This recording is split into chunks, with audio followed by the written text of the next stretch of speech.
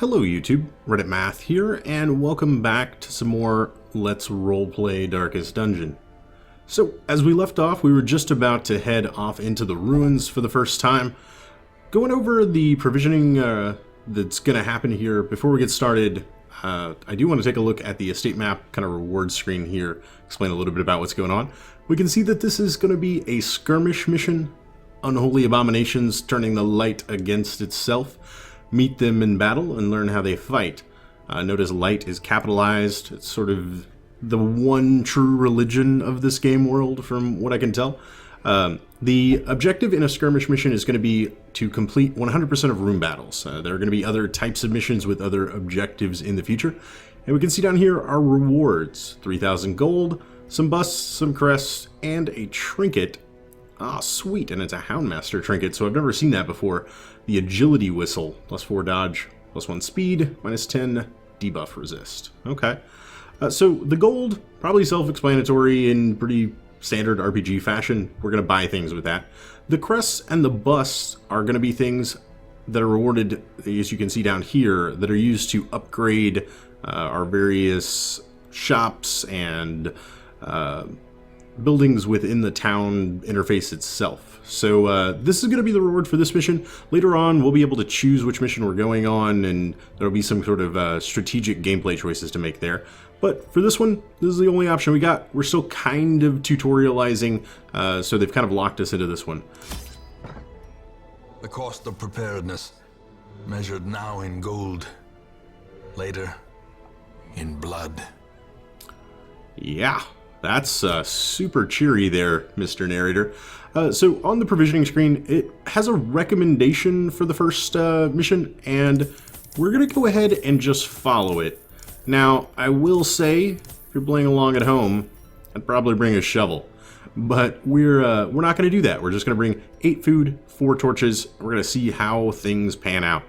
Let's go ahead and embark into the ruins. The undead will not bleed, but they can be blighted. Good to keep in mind. No blood on those skeletons, but they can be poisoned. I don't know how poison works when you don't have a circulatory system, but you know, hey, what are you gonna do? The fiends must be driven back, and what better place to begin than the seat of our noble line? All right. There was a little pop-up there telling us about the character screen. We can right-click on people to bring this up even while we're in the dungeon. Now, our goal is to complete 100% of room battles, and we don't know where all the rooms battles are going to be. Some of these rooms may be empty to start, but our opening choice is going to be pretty clear. We're just going to head from here to here. So we'll start walking along and, you know, immediately stumble into a trap. So it's a fantastic start there to immediately take damage and stress from that. However, we did surprise our enemies. There's always a chance to surprise, and that is influenced by our radiant light being so high. Thinking, what do I want to do here? I could Plague Grenade, or let's do a Noxious Blast there. Become as dust. Get some light action going. Oh, and it got the kill. Alright. I was actually trying to see if maybe I could set up to get the kill with the blight so that the corpse would not be there. In reviewing the patch notes, if blight damage is what gets the kill, then there is no corpse generated from it, which is kind of a buff for blight and bleed. Now this unit is not really a damaging unit so much as it is a stress-inducing unit, and that actually tends to make it pretty dangerous. Alright. A trifling victory, but a victory nonetheless. I love that line. A trifling victory, but a victory nonetheless. So, to talk a little bit about stress. So obviously we do have this stress meter down here, and it's basically that just, oh, knowledge forever changed him. He became stout. Oh, that's fantastic. So there used to be a thing right here. I guess that UI element is no longer present. That's interesting. So we gained Stout, additional heal skills while camping. Cool, cool. There used to be like a toggle here to just look at your quirks, but it looks like that has been taken away. So stress is kind of a two-factor system here. The one bad thing about stress is that when you reach 100, your character's resolve is going to be tested, meaning they have the potentiality to move into full-on PTSD mode, or to become like an amazing hero that we need and do not deserve kind of thing. So that can happen. Additionally, when you hit 200 stress, your character just has a heart attack and dies.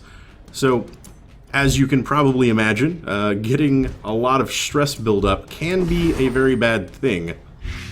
And so, those stress-inducing units are dangerous kind of in their own way. Right, he's taken 9. He's at 7, so he will die from that, but it's going to be 3 turns away. I'm not sure that's something I want to wait for, considering he can blanket fire my entire team. Alright, let's go ahead and start popping out some party heals now that everybody is damaged. That was a cool little animation she has for that. Slice and dice missed, which is very nice. Let's go ahead. That didn't do nearly as much as I was hoping for. I was hoping Renault might be able to get him taken out for us. Let's go ahead and do this again. Oh, that's good. That's good. And that's enough to kill him. And he's at 2. Ooh. That crit, as you can see, being critically struck does induce stress on our characters as well. Alright, we got the blight off. Of course, in this instance, it's not going to matter so much, but that will prevent him from generating a corpse, although there's not going to be anybody behind him when he dies, so it won't really matter. And there we go. Perhaps the turning point. Poof. Alright, not too bad. Some crests, some gold. Lovely. Let's go ahead and reshuffle our party. What does she have from Disorient? And that can work from the second row. She can do that from the second. Yeah, I guess whether or not we want them in the second or third position is really a toss-up.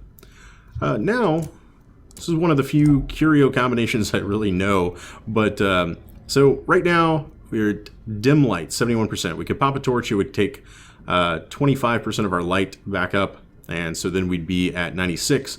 However, we can use it on the alchemy table. The way is lit. The path is clear. We require only the strength to follow it. And it super boosts our radiant light there, which is very nice. It can be very good when you're at much lower light. Ooh. I do not really like this enemy composition. So both of these guys are going to be very stress-inducing units. Thankfully, that plague grenade is going to come in very handy against them. You know what? Let's open vein. It's going to get him down to 1. So he's basically out of the fight entirely. Oh, and then he did it right back to us. And then Eldritch Push comes out, and the worst possible result of that, we get pushed all the way back. Okay, that's fine. We've got a pistol. We can still do things from back there. Go ahead and pop some party heals. That's going to be Mandeville's primary role here, is just as the party healer.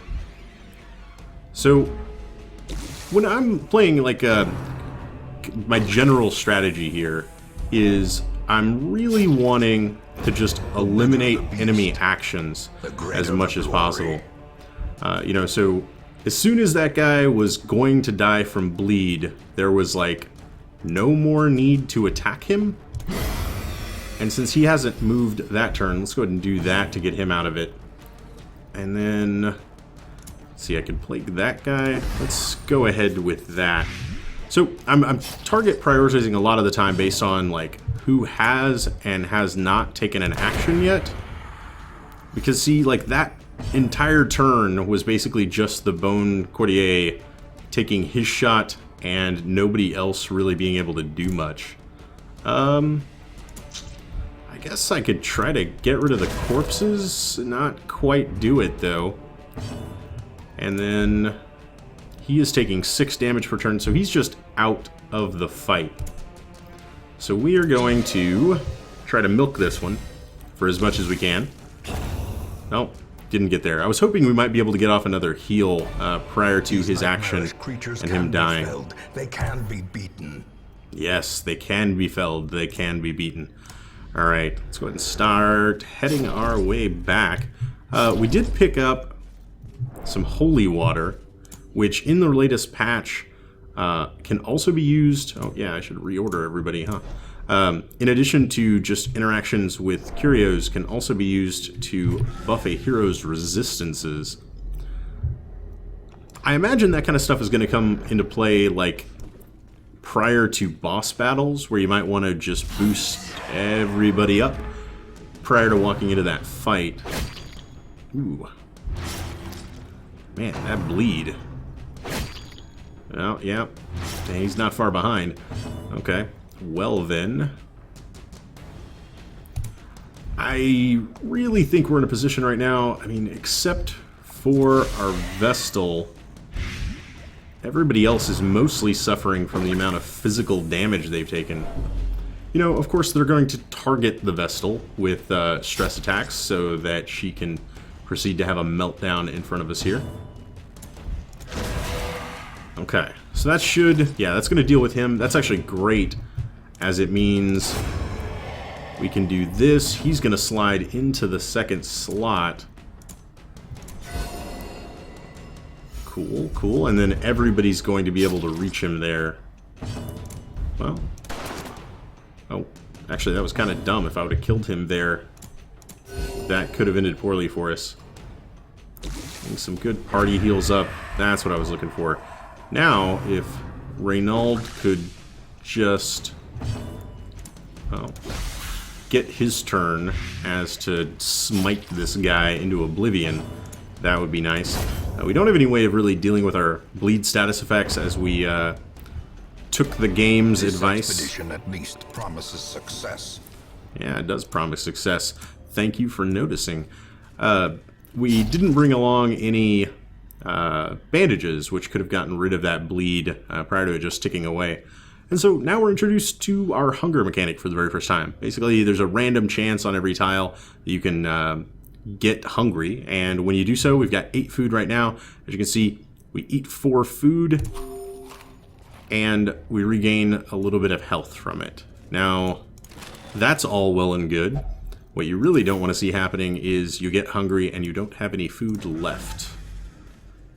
So, proper supplies are very important in that regard. So I'm thinking... So some tactical changes that have really occurred here is this big tanky guy, it's no longer really that advantageous for me to try to target him and take him down due to the fact that these guys are not going to slide up anymore. So, and that's my understanding from the patch notes, that's totally what they were going for, was making these ranged attacks a lot better than they'd previously been, because you would often end up in situations where you didn't have anything really left to attack your enemy with. Instead, I'm going to try to stun him. Awesome, which will at least keep him out of the fight for this very first turn. And then... Alright, he's at 6, he's at 12. That could do 4 to 8. I say it's worth it, but it doesn't get the job done. Well, at least one more attack from our Plague Doctor, I think, should be enough to deal with the back ranks. Oh, that's a nasty shank you made while you were in prison. And then... So he's at 2, he's at 9. Let's go ahead and get him down to 5. She'll be able to act with a Plague Grenade. And got the Blight on both. Awesome. Both of those guys are now just completely out of the fight. Now, I could try to stun again, but he now has a buff due to me stunning him last turn, but it still only takes it down to 80%. I think that's totally still worth it, although... Okay, yes, 70%. I'm assuming it's taking that into account. So he's probably got 50% base and then 20% on top of that. So, yeah, that's probably not going to happen then, huh? Alright, let's just go for some damage, at least for the next turn, until his buff wears off. In the meantime, we'll get some HP back at our own party, and then prepare for a horrible bleed-inducing... About to break. Yeah, we are. I'd really prefer that we did not break, if that was at all a possibility. Alright, he's going to take 6. He's done. Those guys are both out of the fight. We'll go ahead and just worry about the bloodletter for now. Nice. We got 2 on everyone, which is, you know, mathematically speaking, the best possible outcome. Oh no, that's not a miss I wanted to see. Alright. And point blank shot. Mortality clarified in a single strike. You're telling me, man. Yeah, that's definitely what mortality looked like. Okay, so that has got 50-50 shot of working. Do I think I can take him in this turn before he acts again? I kind of think I do. It's going to get him down to 8. He's going to take 3 more there. And we've already written him off. So we really only need to do 5 damage. And that is it. Awesome. Alright. Also, one thing I failed to notice the last time I looked at this. Tracking shot is actually different. This used to be take aim, and it was purely a buff. Now it is actually a damaging ability that just includes the buff on it. Yeah, and that got rid of him. Remind yourself that overconfidence is Decent slow and insidious spoils. Alright, overconfidence, slow and insidious, check. Holy Fountain, I'm not sure. Like, holy water might be the thing that interacts with this. You know what? Might as well try. Oh, that was like the best possible thing. I love that HP. Alright. Might have been better to use on the Vestal for the stress release. It's probably debatable. I think we're probably going to see our... uh-oh. That's Reynald's kleptomania kicking in. Alright, at least he resisted it. Yeah, so occasionally the negative twerks can... the negative twerks. No, Reynald is not twerking in the dungeon. The negative quirks can cause the party members to act counter to what might be a rational choice to be making. Alright. So, as I was going to say, we're probably going to see our Vestal Mandeville here have her resolve tested before we're done. She's only got 12 stress left. This might be the final area of the dungeon, though. Let's go ahead and check out this stack of books. Hoping for something good. Winded was not it, though. Alright. Well, at least we can grab a torch. We'll just pop that from that menu right there. And so, it's possible that this is the last room battle, which could get us out of the dungeon. I would not be opposed to leaving. Alright, so all skeletons all the time. I can cause blight on these guys, so let's go ahead and try that. We got 1. Yeah, quarrel from the back row. Alright. And then I think I'm going to try to spread out some damage. Yeah. Oh, hey, there's a pop-up for this. Some monsters have high protection, which absorbs attack damage. Damage over time, blight and bleed ignore protection and are effective means to take down these highly armored opponents. Okay. Basically, the Bone Defender is a very waits for the slightest tanky in character. And we're totally going to get another pop-up here. Like, right? Yeah, there we go. Such a terrible assault cannot be left unanswered. Oh, man. Lots of bad things are happening. Okay. Let's get rid of that. And, Oh, that's amazing. Okay. Can it be my turn for a moment? All right. So first of all, our Plague Doctor is at death's door. She has reached 0 HP. She does not die, but she is now at basically a 1/3 chance, due to her death blow resistance, of any attack that she takes killing her. Meanwhile, right after that, you'll also note, as long as she is on death door, she's going to take massive stress, because, you know, her life is flashing before her eyes. Mandeville reached 100 stress, her resolve was tested, and she came out... Is it not going to tell me? She came out powerful, but I can't see a way to see what powerful does anymore. Again, there used to be a toggle right here. I'm kind of looking for it in the UI. There used to be a toggle right here that would show me their quirks, and she would gain powerful on that list, but it doesn't here. Basically, it's real good. It's real good. Her damage is increasing. Oh, here we go. So we can kind of see all of the ones that are lightened up. Basically, large buffs across her resists and her damage. Alright. So that is, all in all, a very good thing. We are going to try to get out of this one alive.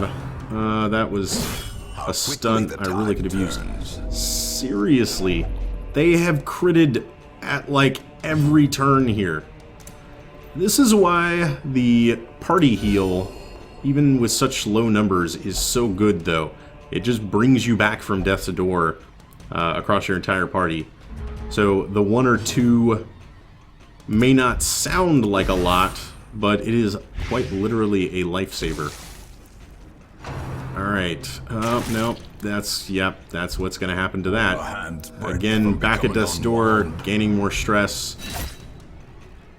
Oh, and Dismas as well. Hold fast, or expire. There's really nothing he can do to make himself any better off here. That doesn't dodge.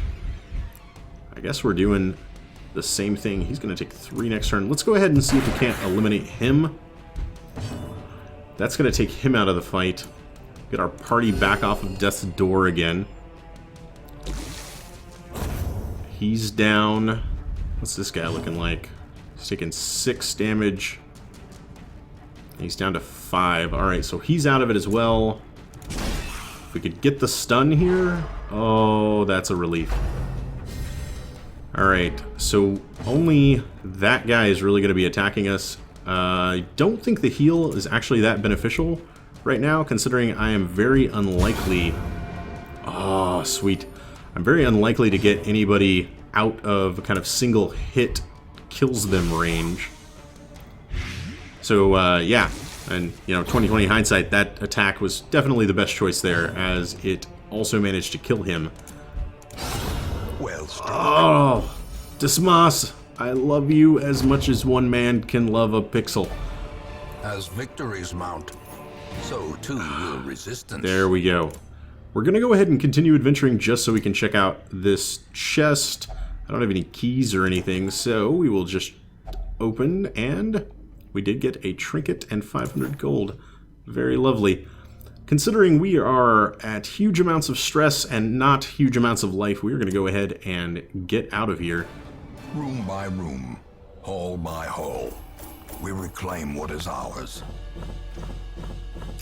Alright, not a bad haul.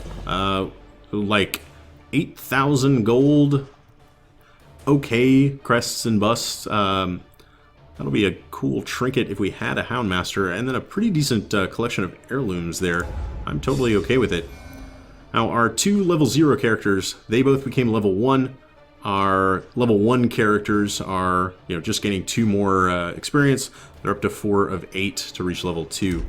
And then we'll check out our quirks. Hagiomania, obsessed with sainthood. Warren Scrounger, scouting chance. Claustrophobia, doesn't like enclosed spaces. Oh, that's real nice. Unerring, 10% damage on range skills. Stress resistance in the ruins, and obsessed with food. Alright then. Well, let's go ahead and get our butts back to town. My obsession caused this great foulness, and it is shameful that I must rely upon you to set it right. And this is a new helpful hint that I have yet to see before, telling us that sometimes our negative quirks can become permanent. It says here over time, so what I'm thinking is if you leave a negative quirk on a character for too long, it locks in. That would be my guess, anyway. And we have now made it back to town. There's a few places to check out here, but I tell you what, we're going to go ahead and wrap this video up here. I am trying to remain conscious of the length of these things, so we'll go ahead and end this one here. When we come back, we'll review what has changed in the town, get these guys a little much-needed stress relief, and meet our next party. Alright guys, I hope you enjoyed this one. If you did, feel free to subscribe to see more videos daily. Leave a like or a comment if you have anything to say about this or any of my other episodes, and I will catch you guys next time.